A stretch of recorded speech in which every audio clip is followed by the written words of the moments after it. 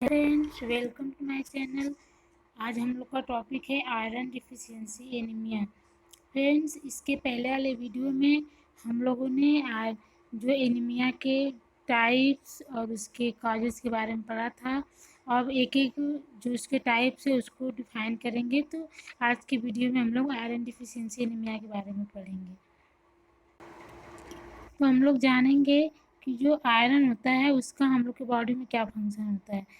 तो फ्रेंड्स, जो हम लोग जानते हैं जो आरबीसी होता है उसमें हीमोग्लोबिन पाया जाता है, और जो हीमोग्लोबिन होता है वो ऑक्सीजन को कैरी करने का कार्य करता है बॉडी में। तो जो हीमोग्लोबिन होता है वो टू पार्ट्स मतलब दो चीज़ों से मिलकर बना होता है, हीम और ग्लोबिन। जो ग्लोबिन होता है वो तो एक प्रोटीन होता है, जो हीम होता है वो आयरन का बना होता है। इसकी वजह से जो हीमोग्लोबिन होता है वो हम लोग के बॉडी में ऑक्सीजन को कैरी करने का कार्य करता है। तो इस कंडीशन में हम लोग के बॉडी में मतलब हीमोग्लोबिन की कमी हो जाती है। चलिए इसको हम समझ लेते हैं। यह एक कॉमन टाइप होता है एनीमिया का, जिसमें बॉडी में जो एक सफिशिएंट मात्रा होना चाहिए आयरन का वो नहीं हो पाता है, जिसकी वजह से जो हीमोग्लोबिन का प्रोडक्शन है बॉडी में नहीं हो पाता है। तो हीमोग्लोबिन का फंक्शन होता है हम लोग के ऑक्सीजन को कैरी करना। तो जब आरबीसी और हीमोग्लोबिन का लेवल बॉडी में कम हो गया है तो इससे बॉडी में ऑक्सीजन की जो कैपेसिटी करने की क्षमता होगी, मतलब कैरिंग करने की क्षमता होगी, वो भी कम हो जाएगी। इसके वजह से एनीमिया होगा, तो इसको हम आयरन डिफिशियंसी एनीमिया बोलेंगे।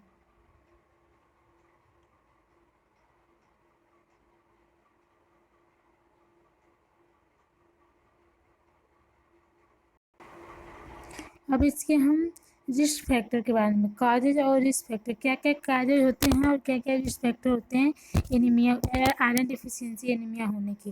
तो फर्स्ट है ब्लड लॉस। ब्लड लॉस जैसे हैवी पीरियड्स, ब्लड लॉस में फर्स्ट है हैवी पीरियड्स। जैसे फीमेल्स में जो एमसी होता है, मेंस्ट्रुअल साइकिल होती है, उसके यदि एक साइकिल में ज़्यादा हैवी ब्लीडिंग हो रही है तो उसकी वजह से ब्लड का लॉस ज़्यादा होगा, इसकी वजह से उसका एनीमिया हो सकता है। और इसका सेकेंड पॉइंट है chronic bleeding like peptic ulcer. Chronic मतलब लंबे समय से यदि पर्सन को ब्लीडिंग हो रही है तो जैसे पेप्टिक अल्सर की कंडीशन में होती है तब उसको भी एनीमिया होने के चांसेस होते हैं। और इसका अगला पॉइंट बी पॉइंट जो है lack of iron diet. Lack of iron diet, यदि पर्सन कोई आयरन रिच डाइट नहीं लेता है, और जो आयरन होता है आप लोग जानते ही हैं वो एचबी जो हीमोग्लोबिन के फॉर्मेशन में हेल्प करता है। यदि कोई पर्सन आयरन रिच डाइट नहीं लेगा तो उसको भी एनीमिया होने के चांस होते हैं। जैसे आयरन रिच डाइट में क्या हो जाएगा, आपके एग हो जाएंगे, मीट हो जाएगा, ग्रीन लीफी वेजिटेबल्स हो जाएंगे। और थर्ड इसका जो अगला पॉइंट है वो है इनेबिलिटी टू एब्जॉर्प्शन। यदि प्रॉपर आयरन तो ले रहा है पर्सन लेकिन बॉडी में उसका एब्जॉर्प्शन नहीं हो रहा है तो इसकी वजह से भी आयरन डिफिशियंसी एनीमिया हो सकती है। इसमें जो फर्स्ट कंडीशन है वो इलियक डिजीज़, आप लोग जानते होंगे। इलियक डिजीज़ भी एक ऑटोइम्यून डिजीज़ होती है, जिसमें क्या होता है कि इसमें पर्सन को ग्लूटेनिन ग्लूटेनिन नामक प्रोटीन से उसको एलर्जी होती है। जब वो पर्सन उस प्रोटीन को मतलब लेता है तो उसकी वजह से इंटेस्टाइन को हार्म होता है। और हम लोग जानते हैं कि हम लोग को बॉडी में एब्जॉर्प्शन इंटेस्टाइन में बिलाई से होता है। यदि इंटेस्टाइन डैमेज हो गई है तो उसमें बिलाई भी डैमेज हो जाएगी, जिसकी वजह से हम लोग की बॉडी में एब्जॉर्प्शन नहीं होगा। और इसका अगला पॉइंट है सर्जरी। सर्जरी इंटेस्टाइन मतलब कोई इंटेस्टाइनल सर्जरी हुआ हो तो इसके वजह से भी हमें एनीमिया होने के चांस, आयरन डिफिशियंसी एनीमिया होंगे। कैसे होंगे, क्योंकि जो इंटेस्टाइन का ड्यूडेनम और जियोजिनम पार्ट होता है उसमें ही विलाई पाई जाती है और उसमें ये एब्जॉर्प्शन होता है। यदि उसको रिमूव कर दिया गया है ऊपर, या तो उसकी सर्जरी हो गई है, तो इसकी वजह से भी हमें आयरन डिफिशियंसी एनीमिया हो सकती है। और इसका अगला पॉइंट है प्रेगनेंसी। प्रेगनेंसी एक कॉमन मतलब काजेज होता है आयरन डिफिशियंसी एनीमिया का, क्योंकि प्रेगनेंसी में क्या होता है कि जो आयरन का डिमांड होता है बॉडी में वो इंक्रीज हो जाता है। क्यों इंक्रीज हो जाता है? क्योंकि उसके मदर को तो नॉर्मल जितना आयरन चाहिए होता है उतना तो होता ही है, बशर्ते उसके वूम में जो बेबी होता है उसको भी आयरन चाहिए, प्रॉपर ऑक्सीजन चाहिए। इसकी वजह से बॉडी में आयरन की डिमांड ज़्यादा हो जाती है। यदि प्रॉपर जितना उसको चाहिए उतना नहीं लेती है आयरन रिच फूड, तो इसकी वजह से भी उसको आयरन डिफिशियंसी एनीमिया हो सकता है। ये तो हो गई इसके काजेज, और इसके कुछ रिस्क फैक्टर होते हैं जिसके वजह से एनीमिया होने के चांस होते हैं। तो इसके किसको किसको रिस्क होता है आयरन डिफिशियंसी एनीमिया होने का? तो इसमें फर्स्ट है वुमेन, क्योंकि वुमेन में जो मतलब हर पर मंथ जो मेंस्ट्रुअल साइकिल में ब्लीडिंग लॉस होती है, इसकी वजह से उसमें भी सब रिस्क होता है उनको आयरन डिफिशियंसी एनीमिया आने की, क्योंकि यदि उसमें ब्लड लॉस होता है पर मंथ, यदि वो प्रॉपर उसके अकॉर्डिंग डाइट न लें तो इसकी वजह से भी उनको एनीमिया हो सकता है।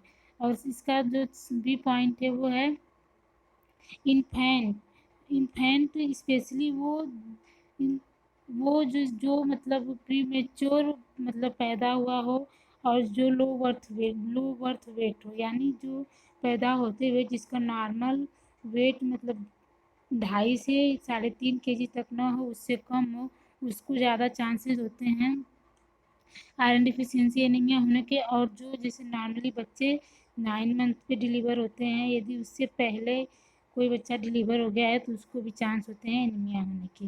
और इसका अगला पॉइंट है वेजिटेरियन।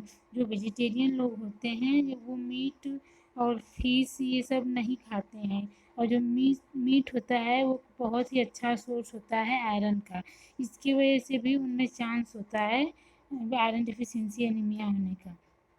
और अगला इसका पॉइंट है फ्रीक्वेंट ब्लड डोनर।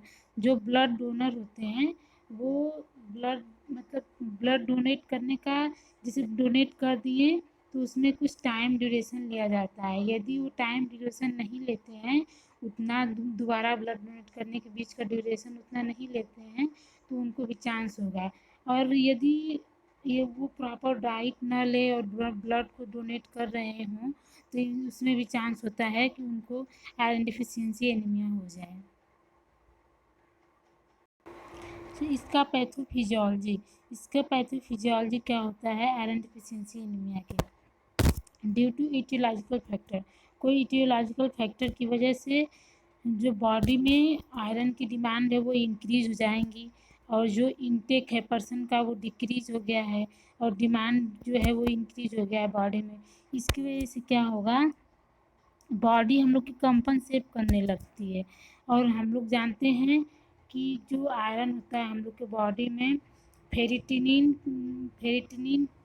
के रूप में स्टोर होता है हम लोग के लिवर में। जब हम लोग प्रॉपर आयरन इंटेक नहीं करते हैं तो जो स्टोर आयरन होता है वो लिवर से रिलीज होने लगता है, मतलब उसको यूज करने लगती है बॉडी। यदि वो प्रॉपर यदि ये लंबे समय तक वो प्रॉपर आयरन ना लें तो जो स्टोर आयरन है वो भी बॉडी से मतलब ख़त्म हो जाएगा, जिसकी वजह से फिर मतलब यदि ना ले आयरन वो, तो इसको डिफिशियंसी होगी बॉडी में एनीमिया की, वो आकर हो जाएगी, और जिसकी वजह से उसको आयरन डिफिशियंसी एनीमिया हो जाएगी।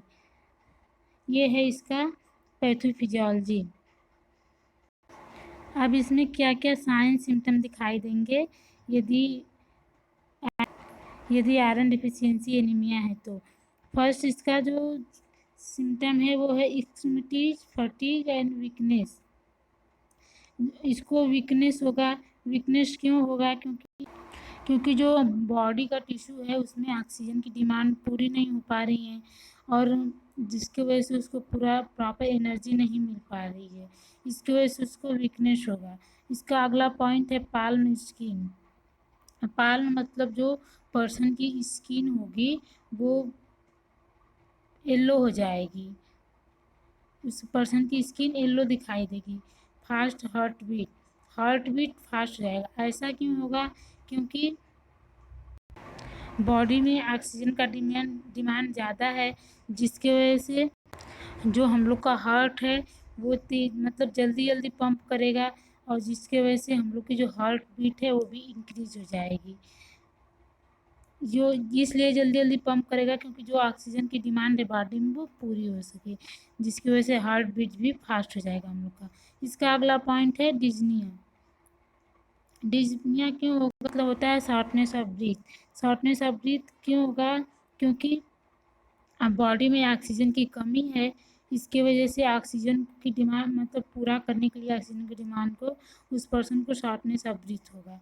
और इसके बाद है हेडेक एंड व डिजनेस। पर्सन को हेडेक और डिजनेस भी होगा क्योंकि प्रॉपर उसके ब्रेन टिश्यू को या अदर किसी पार्ट टिश्यू को ऑक्सीजन नहीं मिल पा रहा है, इसकी वजह से उसको हेडेक होगा। पुअर एपेटाइट यूजुअली इन्फेंट, जो बच्चों में जब यदि आयरन डिफिशियंसी एनीमिया होगी तो उनका पुअर एपेटाइट हो जाएगा, उनको प्रॉपर भूख नहीं लगेगी। अब इसका हम लोग डायग्नोस्टिक इन्वेस्टिगेशन देखते हैं। तो फर्स्ट उसकी हम लोग हिस्ट्री कलेक्ट करेंगे। हिस्ट्री में उसकी past history, present history, medical history, family history सब उसमें कलेक्ट करेंगे। फिजिकल एग्जामिनेशन, उसका पर्सन का फिजिकल एग्जामिनेशन करेंगे। फिजिकल एग्जामिनेशन में हम लोग पाल्म स्किन को देख सकते हैं, जिसमें स्किन जो होगी वो पीली दिखाई देगी। हम आरबीसी का साइज और कलर भी देखेंगे, जैसा कि हम लोग ने टाइप में पढ़ा था, उसमें जो मार्फोलॉजी के हिसाब से उसका क्लासिफिकेशन था, हम लोग ने इस टाइप को पढ़े थे। जो थर्ड टाइप था उसका माइक्रोसाइटिक हाइपोक्रोमिक एनीमिया जो था, उसमें माइक्रो मीन्स छोटा और हाइपो मीन्स होता है less, chromic means colour, cytic means cell. इसमें जो आरबीसी की साइज है वो भी इंक्रीज हो जाएगी क्योंकि हीमोग्लोबिन नहीं बन रहा है बॉडी में। और जो उसका कलर है वो भी मतलब स्लाइट रेड हो जाएगा क्योंकि हीमोग्लोबिन की वजह से ही जो ब्लड का कलर होता है वो रेड होता है। यदि हीमोग्लोबिन की कमी हो जाएगी तो ब्लड का जो कलर होगा वो डार्क रेड ना होके स्लाइट रेड हो जाएगा।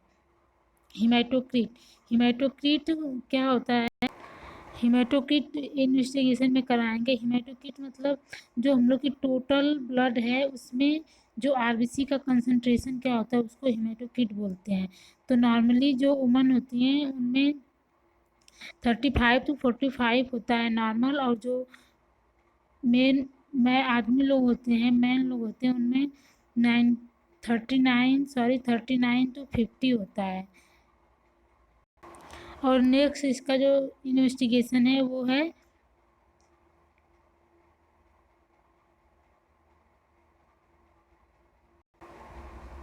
नेक्स्ट इसका इन्वेस्टिगेशन है एचबी लेवल। हीमोग्लोबिन टेस्ट करवाएंगे कि बॉडी में नॉर्मल हम लोग का हीमोग्लोबिन मतलब फीमेल मेल को दोनों को लेके देखा जाए तो 13 to 17 होता है। तो यदि देखेंगे उसमें जो हीमोग्लोबिन लेवल होगा वो डिक्रीज दिखाई देगा। सीरम फेरिटिनिन लेवल चेक करवाएंगे। जो नॉर्मल सीरम फेरिटिनिन लेवल होता है वो 30 to 300 mg/ml नॉर्मल होता है बॉडी में। इसका भी टेस्ट करवाएंगे। यदि ये डिक्रीज रहेगा तो मतलब ये रिप्रेजेंट करेगा कि उस पर्सन को आयरन डिफिशियंसी एनीमिया है। इंडोस्कोपी करवाएंगे। इंडोस्कोपी क्यों करवाएंगे, क्योंकि जो क्रॉनिक जो लंबे समय से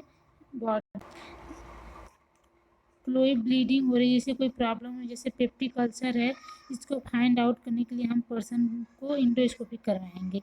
और इसका हम मैनेजमेंट देखेंगे क्योंकि आयरन डिफिशियंसी एनीमिया है तो इसका सबसे जो इम्पॉर्टेंट मैनेजमेंट होगा आयरन सप्लीमेंट, उसको आयरन सप्लीमेंट देंगे। और उसमें हम पर्सन को आयरन रिच डाइट दे सकते हैं, जैसे एग हो गया, मीट हो गया, और हम लोग के ग्रीन लीफी वेजिटेबल्स हो गए, ये सब आयरन रिच डाइट होते हैं तो ये सब भी दूंगी।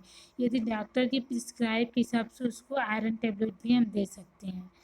तो आयरन टेबलेट पर्सन को देंगे तो कुछ बातें होती हैं जो उसको बतानी होती हैं, और कुछ बातें हमें ध्यान में रखना होगा। जैसे यदि पर्सन आयरन का टेबलेट ले रहा है तो वो जो इम्पटी स्टमक होता है उसमें लेगा। यदि बिना खाए कुछ लेगा तो उसका एब्जॉर्प्शन अच्छा होता है। बट इससे एक नुकसान भी होता है, यदि वो खाली पेट आयरन टेबलेट ले रहा है तो जो आयरन होगा वो हम लोग की जो स्टमक का जो म्यूकस मेम्ब्रेन होगा उसको उसमें इरिटेशन काज करता है। यदि पर्सन खाना खाने के बाद आयरन ले रहा है तो जो खाना होता है उसके वजह से जो आयरन का एब्जॉर्प्शन होता है वो प्रॉपर नहीं हो पाता है, उसको इंटरफेयर करता है एब्जॉर्प्शन में आयरन के। तो इससे हार्म भी है खाली पेट लेने से और उससे फ़ायदे भी हैं। और इसका जो अगला पॉइंट है वो है do not take iron with antacid. हम लोग जानते हैं जो एंटा एसिड होता है वो आयरन के एब्जॉर्प्शन में इंटरफेयर करता है। यदि पर्सन आयरन टैबलेट ले रहा है तो उसको एंटा एसिड लेने से मना करेंगे। अगला पॉइंट है take iron tablet with vitamin C. जैसे यदि आप आयरन टैबलेट ले रहे हैं तो आयरन जूस ले लीजिए, कोई भी विटामिन सी जिसमें हो उसको ले लीजिए, क्योंकि जो विटामिन सी होता है वो आयरन के एब्जॉर्प्शन में उसको हेल्प करता है। इसमें कुछ अदर्स मैनेजमेंट भी हैं, जैसे कि यदि पर्सन को आयरन, जैसे कुछ पर्सन में देखा गया है कि जो लोग आयरन सप्लीमेंट लेते हैं, आयरन की टैबलेट लेते हैं, उनमें कांस्टिपेशन दिखाई देता है। तो कांस्टिपेशन में हम उसको रिकमेंड, मतलब डॉक्टर रिकमेंड करते हैं उसको स्टूल सॉफ्टनर देने के लिए, जिससे जो उसका स्टूल है वो हार्ड हो गया है तो वो सॉफ्ट हो जाए, जिसको उसको पास आउट करने में प्रॉब्लम ना हो। इसका अगला पॉइंट है मेडिके, जैसे जिसमें यदि आयरन डिफिशियंसी एनीमिया का काज हैवी मेंस्ट्रुअल साइकिल है तो उसमें हम उस वुमेन को कंट्रासेप्टिव जो ओरली आती है मेडिसिन उसको दे देंगे। क्योंकि ऐसा इसलिए करेंगे क्योंकि जो ओरली कंट्रासेप्टिव मेडिसिन होती हैं वो जो मेंस्ट्रुअल ब्लीडिंग होती है उसको स्टॉप करने में भी हेल्पफुल होती है, इसलिए उस वुमेन को हम ओरली कंट्रासेप्टिव दे सकते हैं। इसका अगला पॉइंट है antibiotic and other drugs are peptic ulcer. यदि पर्सन में पेप्टिक अल्सर की वजह से हो रहा है आयरन डिफिशियंसी एनीमिया तो उसको हम एंटीबायोटिक ड्रग्स प्रिस्क्राइब करेंगे। थैंक यू फ्रेंड्स, यदि आपको कुछ प्रॉब्लम है तो कमेंट बॉक्स में ज़रूर बताएं। Thank you.